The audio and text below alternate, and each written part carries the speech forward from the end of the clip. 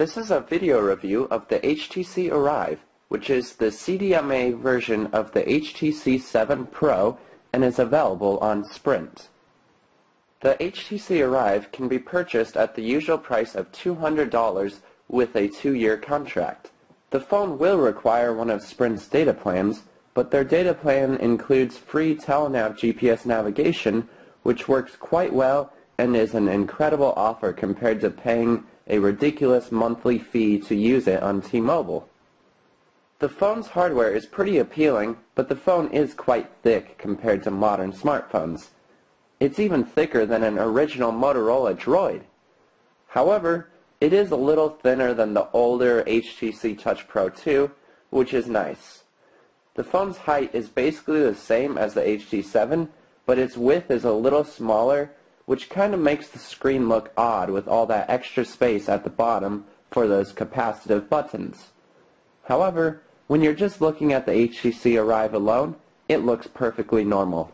The back design of the phone doesn't exactly fit with the front design, since the back has a more rugged brushed metal look, while the front aims for that glossy black finish, but nevertheless, the phone feels solid and well built. The buttons are actually easy to press. I'm talking about the camera buttons and the volume buttons. And there's no wiggle space on the buttons, unlike on the HT7 where the volume rocker was actually loose. So the phone is well constructed. And when you slide out the keyboard, the screen automatically pops up at an angle. This may feel strange at first, but you'll get used to typing at this angle. It would be nice if the screen pop-up was optional, since some may like typing with a flat screen, but it isn't too big of a deal. The sliding mechanism feels quite solid actually, and that's after a couple weeks of use. You'll get used to sliding the keyboard out, and it does have kind of a spring-loaded feel to it once you get it halfway out, and it doesn't really take much effort to slide it out. And sliding it back in is pretty easy once you know how it closes.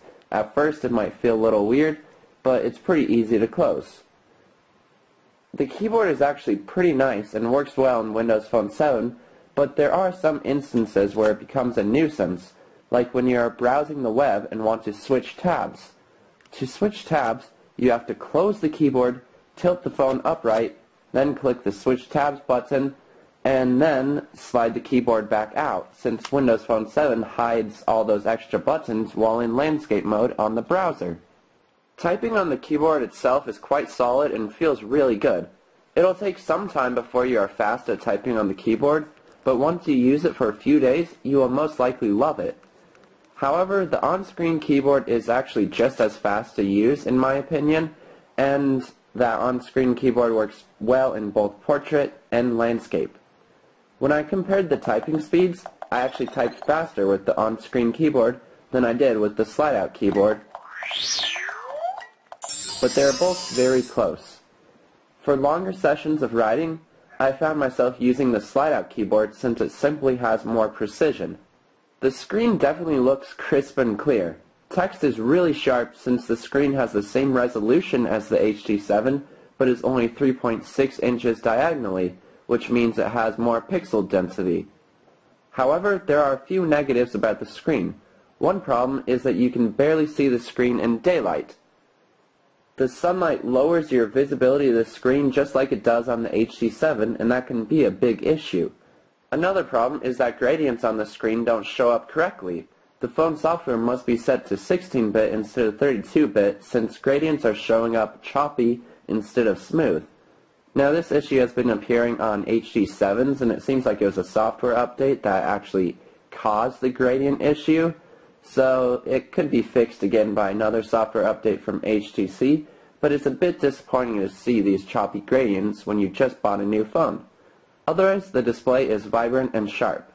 The HTC Arrive comes preloaded with Nodu, so your games load fast and the marketplace doesn't crash.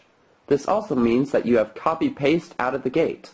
Copy-paste works extremely well, and actually made my Android using friend jealous, since it's so fast and simple to use. The slide-out keyboard also includes arrow keys that let you navigate the cursor, which is a great touch since placing the cursor right where you want it can sometimes be a challenge in Windows Phone 7. The camera on the HTC Arrive is only a 5 megapixel camera, and it only takes decent pictures. It definitely won't replace an actual camera, but it does the job when you just need to take a quick picture, and it looks good for uploading some pictures to Facebook or simple things like that. It still, however, suffers from the usual HTC camera problems, which is that it can't record a video at a decent frame rate when you're in an area with lower lighting than usual. So unless you're outside or in a daylight lit room, the frame rate will be ridiculously reduced. So if you're filming something inside at nighttime, even with lights on, it usually has a big impact on that frame rate. Also, you have to hold the phone perfectly steady when taking a picture, or else it'll come out severely motion blurred. It's a lot easier to hold it steady when taking a picture because the button's a lot easier to press than the HD7 is, but it's still pretty annoying that it doesn't have any image stabilization help. The flash on the phone is pretty bright, but not as bright as the HD7's dual LED flash. However, it gets the job done and does act as a decent flashlight. The internet speeds on the phone felt pretty fast and were extremely reliable. Unlike T-Mobile, where the data seems to randomly stop working for me, Sprint's data constantly worked every time I took the phone out.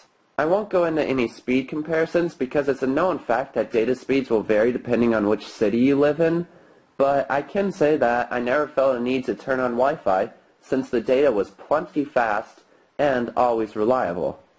Calls sound pretty good on the HTC Arrive, and the earpiece is set at a higher volume than the HD7, which is excellent since the HD7 was pretty quiet to hear. The speakerphone also works really well on the HTC Arrive. Press 2. To change your personal options, press 3. When we tested the call quality, both the HD7 and Arrive sounded basically identical, and they both sounded like pretty good cell phones. There is no distortion in the sound or nothing noticeably bad, but when we turned on the speakerphones, the HTC Arrive actually sounded better, and it was less obvious. Our callers didn't notice that we were really talking on a speakerphone. So the speakerphone is pretty good, and we could hear them perfectly from our end on the HTC Arrive.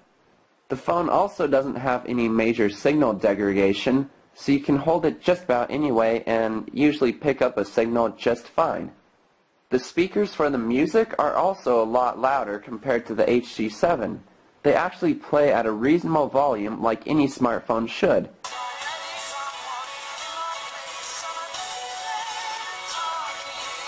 Music also sounded a lot better quality-wise through the HTC Arrive than it did with the HD7, and it sounded better through the speakers itself and also through plugging it into some wired speakers.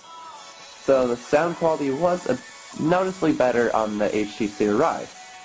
Battery life was also better on the Arrive compared to the HD7, and you should be able to last the whole day without charging it until the next night, and that's with moderate to heavy use. You can find the HTC Arrive from Sprint for $200 with a 2-year contract, or if you live outside of the United States, it's called the HTC 7 Pro and is basically the same phone, except it's a GSM version instead of CDMA. Overall, the HTC Arrive did impress me, but it still feels way too thick for a smartphone, and I was really disappointed when my friend's Motorola Droid, the original one, was actually thinner. So that was probably the main disappointment. Also, the screen is a bit disappointing because when you're outside you can't really see it that well.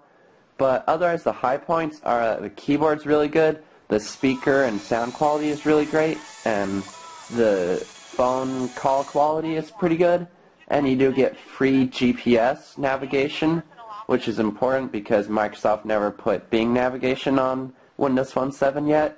And overall, it's a really snappy operating system, and you probably already know a lot about Windows Phone 7, but it has a great app store, really fluid interface, and it all works really well, especially after the No-Do update.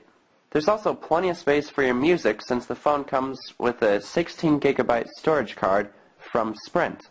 Once again, the phone is called the HTC Arrive, and you can find it exclusively on Sprint.